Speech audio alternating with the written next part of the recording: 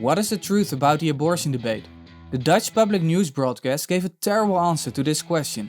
They made a high-quality mini-documentary and their focus was on the growing pro-life group in the Netherlands, especially among young people.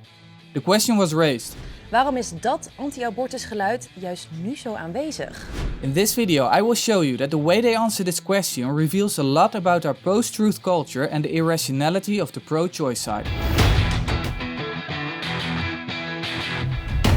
More and more young people are joining the pro-life side. Why is this? Let's watch the answer that is given in the documentary. Volgens Kita door een nieuw conservatisme. Conservatief betekent dat je wil dat dingen blijven zoals ze zijn.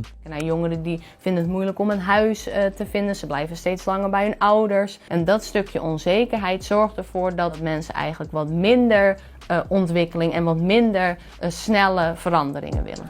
There's a subtle move in this answer. Do you see it? She tries to answer the question without any reference to truth and reason, as if those things cannot play a relevant role in the opinion of young people. Even though the title of this video says "The Truth About the Abortion Debate", nowhere in this video is the focus on the truth. The whole video is focused on psychological or sociological reasons to become pro-life. Facts and sound reasoning don't have any relevance. This is a manifestation of our post-truth culture. Post-truth refers to the reality that facts have less credibility or influence than the feelings and beliefs of individuals in formulating public opinion or determining a social position. In other words, the truth exists objectively, but our feelings and opinions are deemed as more important. But this video does not just reveal an underlying post-truth worldview. The implicit assumption is made that the pro-life stance is wrong, and that therefore the people who become pro-life must have come to think that way, not on the basis of good arguments, but on the basis of irrational psychological motives. Ik snap niet dat mensen nog steeds niet begrijpen dat abortus even erg is als moord. Ja. Belachelijk dat al die vrouwen denken dat onschuldige kinderlevens zo te beëindigen kunnen worden. Best pittige reacties. Ja, je vraagt je dan toch af, wat zit daar dan achter? Hoe komt dat nou? This is a good question if they would genuinely try to answer it. Instead, they just assume that these young people are wrong, and that they only believe this as a result of certain speculative psychological motives. C.S. Lewis has a name for this tactic: bulverism. Bulverism is a term for a rhetorical fallacy that combines circular reasoning and the genetic fallacy with presumption and condescension. The method of bulverism is to assume that your opponent is wrong and explain his error. This is circular reasoning because the assumption is the conclusion. It is of the form: premise 1, you are wrong about X. Premise 2, here are some reasons as to why you want to believe X. Conclusion, you are wrong about X. This is of course silly because you must first show that the other side is wrong before trying to explain why they are wrong. This is a very sneaky tactic because you can avoid the real discussion and still convince people that the other side is wrong by purely focusing on speculative motives as to why people have come to believe something. Bulverism also commits the genetic fallacy. A person commits this fallacy when he tries to invalidate a claim by attacking the origin of the claim. The fallacy therefore fails to assess the claim on its merit. If I believe that the earth is round because I read it in the Donald Duck, then you are not justified to say that the earth is not round because the source is not a reliable scientific document. The same holds true for our beliefs about abortion. Even if you could show that most young people only have certain irrational psychological reasons to believe that abortion is wrong, this tells you nothing about whether the pro-choice or pro-life side is right. So the tactic of bulverism gets us nowhere. Everyone can play this silly game. The worthwhile thing to do is discuss the arguments themselves. This is what the majority on the pro-life side wants to do. But many people on the pro-choice side prefer to bulverize. This should tell you something. These people say that the views of the pro-life side are psychologically tainted at the source, and that therefore the pro-life views don't have to be taken seriously. It is a very lazy tactic. People who are guilty of bulverism should answer the question C.S. Lewis asked: are all thoughts thus tainted at the source, or only some? If they say that all thoughts are thus tainted, then they have sawn off the branch they are sitting on, because then their own views are also psychologically tainted at the source. So they shouldn't even take their own views seriously. Lewis continues: if, on the other hand, they say that the taint does not need to invalidate their own thinking, then neither need it invalidate ours. In which case they have saved their own branch, but also saved ours along with it. The only reasonable answer they can give is that some thoughts are psychologically tainted at the source. This is obviously true, but then it doesn't follow that the thoughts of the young people who have become pro-life must have been psychologically tainted at the source. You have to find out. In other words, you must show that a man is wrong before you start explaining why he is wrong. Oké, wij vroegen ons dus af waarom is dat anti-abortusgeluid juist nu zo aanwezig? En het komt dus door verschillende dingen. Een deel van de jongeren wordt steeds conservatiever, zegt Kita. Dus dat je je wil vasthouden aan hoe de dingen zijn of hoe ze vroeger waren. En het komt door de onzekere tijd waarin we leven. En ook krijgen veel meer van jullie te maken met het onderwerp door video's op social media. En die komen van over de hele wereld. Ook uit Amerika, waar de discussie heel fel is. En ook via organisaties die zelf zeggen tegen abortus te zijn, want die richten zich steeds meer op jongeren. Not only do they bulverize these young people, they don't even give plausible motives as to why they have become pro-life. They claim that young people are more conservative because we live in an uncertain time. Dat stukje onzekerheid zorgt ervoor dat mensen eigenlijk wat minder ontwikkeling en wat minder snelle veranderingen willen. Besides the fact that this is a really vague assertion and not an argument, it seems highly implausible to me. The claim is made that young people become conservative because they don't want things to change. If this is true, then you would expect that more and more young people would become pro-choice, since abortion has been legal their whole life. Nowadays, being pro-life is actually progressive, not conservative. So you would expect that if young people do not like the fact that the world is rapidly changing, then they would increasingly become pro-choice, since that has been the consensus their whole life. A second reason they give as to why young people become pro-life is the amount of videos on social media against abortion. This is likely the case, but it still doesn't get to the heart of the matter. Is it just the amount of videos on social media, or is it the amount of truth and sound arguments in the videos? Now let's have a look at the few things that were mentioned in response to some of the content of guest lectures from pro-life organizations. De afbeeldingen zijn behoorlijk uitvergroot. Er wordt ook in termen gesproken van jouw hartje. Dus alsof er al sprake is van een kindje. Dit zijn echt nog foetussen. Ja, ik vind dat soms wat misleidend in het woordgebruik.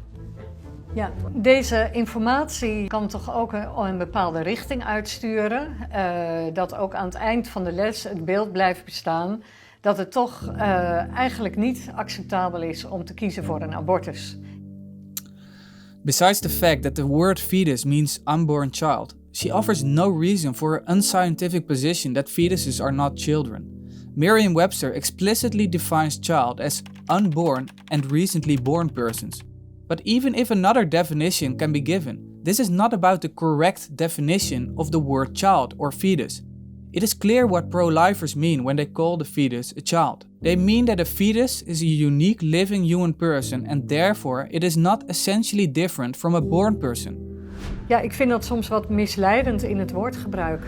This is not at all misleading because common sense and science tell us that this is true.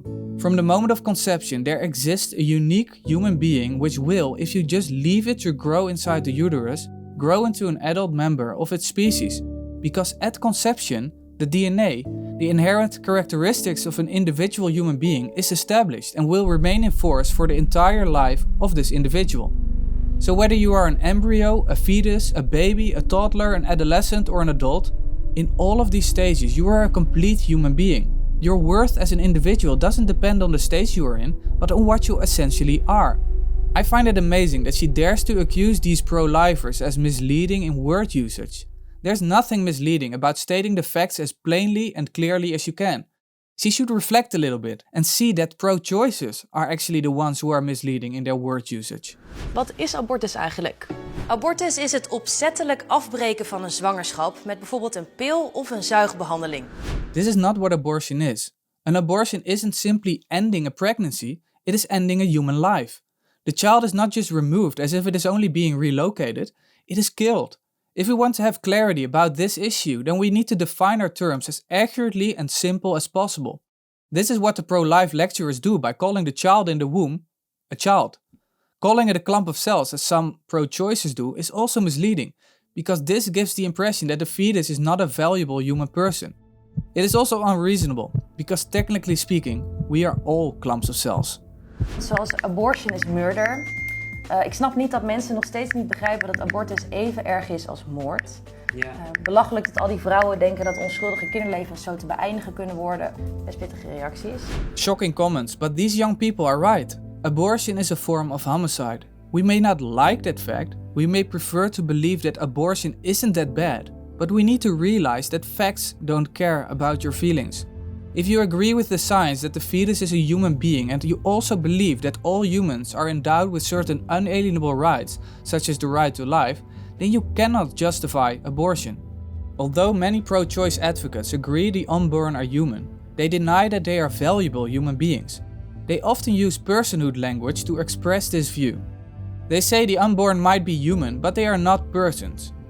If simply being human is not enough to have natural rights, then you end up with a terrifying slippery slope. Let's have a quick look at 4 arbitrary characteristics that they use as criteria for determining personhood. Size, level of development, environment, and degree of dependency. Size. The child in the womb is really small and therefore does not have the same worth as born people. So since a 4-year-old child is smaller than an adult, can we kill that child? If we ought not to kill the infant because he is smaller, then we ought not to kill the unborn either. Size is irrelevant in determining human value. Level of development. The unborn are less developed than born people. They are not as conscious as born people and therefore they don't have the same value. If we consistently apply this criterion, then young children, the handicapped, people in a coma and even drunk people can be killed because they have less consciousness than normal people. If we shouldn't apply this criterion to those groups, then neither should we apply it to the unborn. Environment. The unborn can be killed because they are in the womb. Location is completely irrelevant in determining a person's value. We would all agree that whether you sit at home, walk in a supermarket, swim in the sea or even walk on the moon, this does not change your value as a human being. So being located in the womb doesn't either. Degree of dependency. The unborn can be killed as long as they are dependent on the mother for their survival. This criterion can be used to justify the killing of newborns as well, especially in third world countries since they depend on the body of the mother for nutrition. This even justifies you to not rescue a drowning toddler since he would depend on you for his survival. If you think this is immoral, then you should conclude the same about killing the unborn. Far more could be said about this, but the point is that if simply being a human being isn't enough to give you value, then you end up with terrifying conclusions. History is full of examples of going this route. African Americans were not treated as fully human because of the arbitrary characteristic of skin color. The Nazis justified the extermination of the Jews because of their ethnicity. In a similar way, we nowadays justify the extermination of the unborn because of arbitrary characteristics such as size, level of development, environment and the degree of dependency. Ook aan het eind van de les het beeld blijft bestaan dat het toch eigenlijk niet acceptabel is om te kiezen voor een abortus. Ja, dat is natuurlijk heel kwalijk. Daarmee wordt het taboe alleen maar vergroot. Kinderen kunnen nog harder gaan oordelen over abortus. Kunnen zich schuldig gaan voelen als ze zwanger raken en kiezen voor een abortus. Ja, en dat is toch niet wat we willen. And again, we see the focus drifting from the actual discussion about the truth of abortion towards feelings and preferences. The problem is not whether people will feel guilty, but whether people are guilty. If abortion is a form of homicide, then it is a good thing that we all start to feel guilty about it, because we should. If you try to convince Nazis in World War II that exterminating Jews is evil, then you would probably make them feel bad. But this would be a good thing, because they were bad. We all have the moral obligation to speak out against evil. And since the killing of innocent human beings is evil, we should speak out against abortion. What we have seen is that this mini-documentary is a manifestation of the post-truth culture we live in. The focus is not on the truth about abortion itself, but on people's beliefs about it. The makers of this video are guilty of bulverism, because they assume that the pro-life side is wrong, and then they give psychological reasons as to why more and more young people become pro-life. This is completely backwards, because you must first show that someone is wrong before you start explaining why he is wrong. We've also seen that the pro-life lecturers aren't the ones who are misleading in their word usage, but the pro-choicers. The lecturers just state the facts as simple and clear as possible. Pro-choicers, on the other hand, thrive on vague and dishonest definitions. They define abortion as simply ending a pregnancy, while it should be defined as ending a human life in the womb. So, if we want to have a fruitful discussion about this controversial subject, then we shouldn't play the silly game of bulverism. We should clearly define the relevant terms, and we should never let our feelings and preferences get in the way of truth and reason. If you like this video, then subscribe, hit the bell and watch this video in which I respond to a progressive Christian theologian who is also heavily influenced by our post-truth culture. Thanks for watching, I will see you over there.